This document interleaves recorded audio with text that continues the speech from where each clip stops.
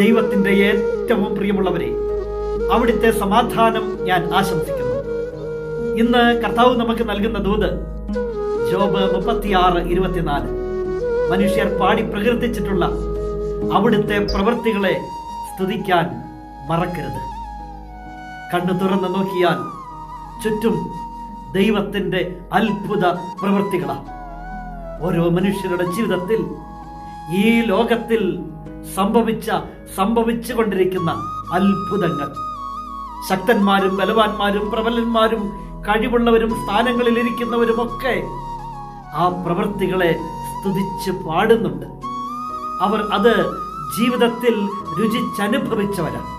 മനുഷ്യർ പാടി പ്രകീർത്തിച്ചിട്ടുള്ള കർത്താവിന്റെ പ്രവൃത്തികളെ സ്തുതിക്കാൻ മറക്കരുത്. നമ്മുടെ ജീവിതത്തിലും എത്രയോ അത്ഭുതങ്ങൾ ദൈവം തരുന്നു. ഇന്ന് എന്ന ദിവസം ഉണ്ടെങ്കിൽ അത് ദൈവം തന്ന അത്ഭുതമല്ലേ? പുറകോട്ടൊന്ന് തിരിഞ്ഞു നോക്കിയാൽ നടന്നു വന്ന വഴികൾ, പിന്നിട്ട വഴികൾ, അതൊക്കെ ദൈവത്തിന്റെ അത്ഭുതങ്ങളായിരുന്നില്ലേ?